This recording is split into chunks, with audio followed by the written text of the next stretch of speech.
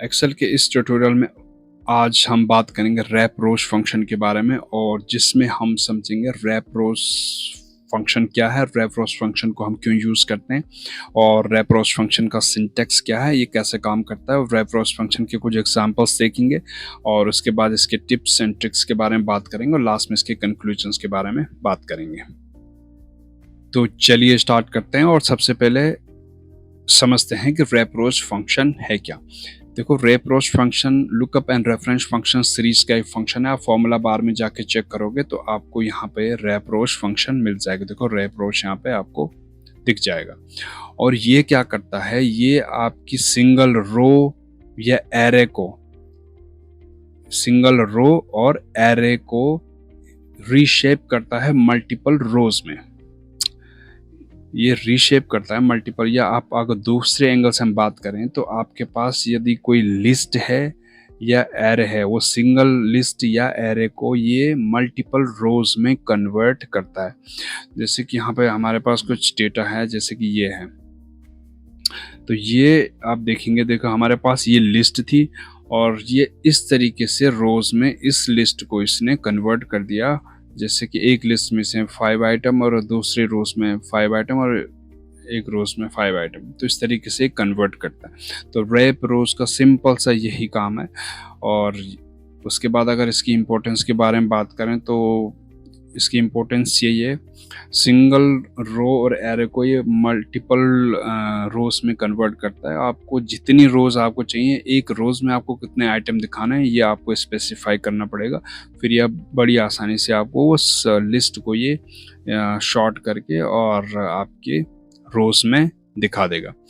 और ये समराइजिंग और प्रिंटिंग वाइड डेटाबेस के लिए बहुत ही बेहतरीन फंक्शन है। आप इसे इसीलिए इसका यूज़, क्योंकि आप देखो लिस्ट का आपके पास सपोज थाउजेंड्स ऑफ आइटम है, और आपकी इतनी बड़ी लिस्ट को आप स्क्रॉल करते करते थक जाओगे, तो उसका सबसे बेहतरीन सॉल्यूशन रैप रोज फंक्शन लाता है। ये क्या करता है, उस लिस्ट को मल्टीपल रोज में कन्वर्ट कर देता है।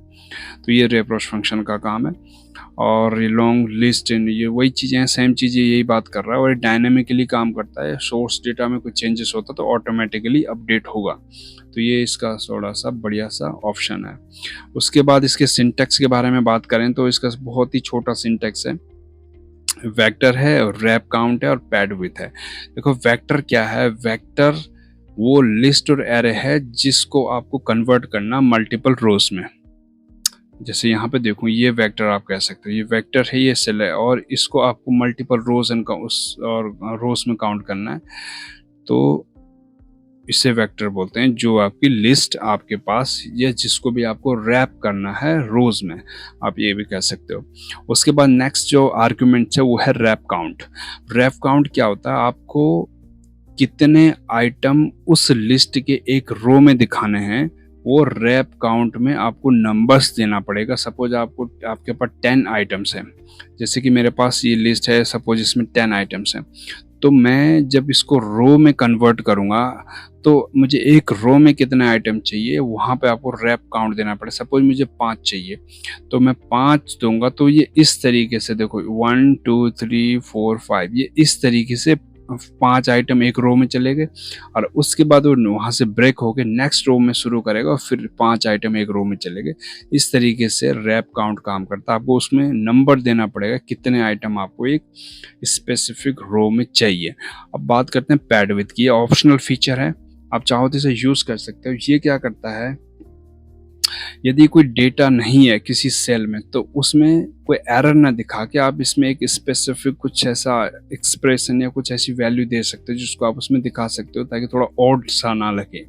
तो आप ऐसा कर सकते हो, जैसे कि अगर हम यहाँ पे करने की कोशिश करें, देखो हमने अभी क्या कर रखा है, 5 आइटम है। सपोज मैं इसको 4 कर देता हूँ, यहाँ पे मैंने 4 करा, तो अब देखो 4 एक में हो गए, 4 एक में हो गए, और 2 एक में हो गए, और उसके बाद 2 बचे।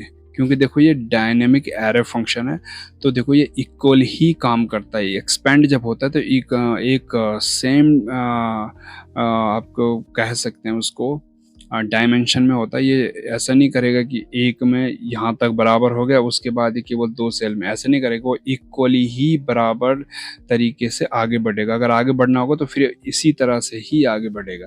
तो उसमें क्या होता है, अब देखो जिसमें 2 सेल छूट गई हैं तो हमने 0 दिखा रखा, देखो मैंने फंक्शन में यहाँ पे लगा रखा 0। अगर ये नहीं होगा तो फिर वो NA दिखा देगा। तो इसी को एलिमिनेट करने के लिए ये पैड विथ ऑप्शन दिया गया, तो आप इसका यूज़ कर सकते हैं। तो चलिए इसके एग्जांपल्स की ओर बढ़ते हैं और इसको कुछ समझते हैं, क्योंकि छोटा सा फंक्शन है इसका तो बड़ी आसानी से हम समझ जाएंगे। कुछ एग्जांपल्स हैं, 3 सिनेरियो हमने क्रिएट करे हैं। एक प्रोडक्ट लिस्ट है हमारे पास, और एक हमारे मार्क्स हैं कुछ स्टूडेंट को, और कुछ एक्सपेंस आइटम्स हैं। यहाँ पे हम टाइप करेंगे रैप रोज, उसके बाद वेक्टर सिलेक्ट करेंगे। वेक्टर में हम उस लिस्ट को सिलेक्ट करेंगे जिस लिस्ट को हम कन्वर्ट करना चाहते हो रोज में, ठीक है। सिलेक्ट करा, कॉमा, उसके बाद रैप काउंट, आपको एक रो में कितने आइटम चाहिए।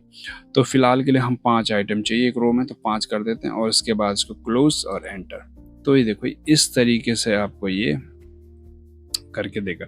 इसको एक काम करते हैं, इसको यहाँ कर लेते हैं, थोड़ा सा गैप आ जाएगा। तो यहाँ पे करेंगे और यहाँ पे लिखते हैं हम रैप रोज, वेक्टर सिलेक्ट कर लेंगे। तो वेक्टर हम लिस्ट ये सिलेक्ट कर लेते हैं, जो भी लिस्ट आपको कन्वर्ट करनी है रो में उसे सिलेक्ट करेंगे, कॉमा, रैप काउंट सपोज 2 चाहिए, मतलब हमें एक रो में 2 आइटम दिखाने हैं, तो उसको फिर ब्रैकेट क्लोज करेंगे और 2 आइटम इस तरीके से आ जाएगा।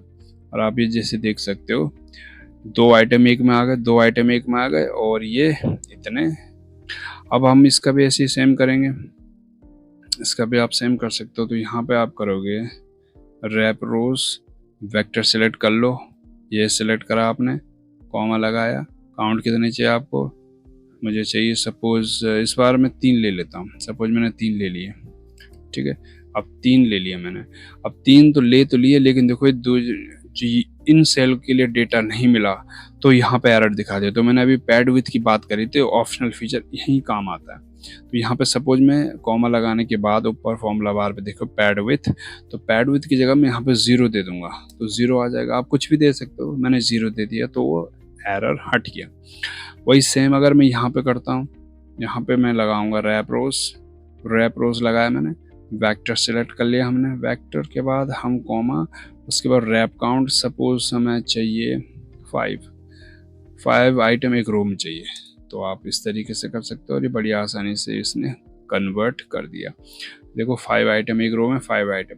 तो आपके पास किसी भी टाइप की लिस्ट है, मतलब सिंगल लिस्ट होनी चाहिए, आप मल्टीपल लिस्ट की बात नहीं हो रही है, सिंगल लिस्ट होनी चाहिए। और बहुत लंबी लिस्ट अगर है तो आप इस तरीके से उससे कन्वर्ट कर सकते हो रोज में, और वो शॉर्ट हो जाएगा एक तरीके से समरी। फिर आपका उसका प्रिंट निकाल सकते हो, या कहीं डैशबोर्ड पे लगाना है, या किसी को सेंड करना है, पीडीएफ्स बनानी है, तो बड़ी आसानी से आप ये चीज़ें कर सकते हो। अगर आप लॉन्ग लिस्ट होगी तो इसमें ये चीज़ें सारी पॉसिबल नहीं है।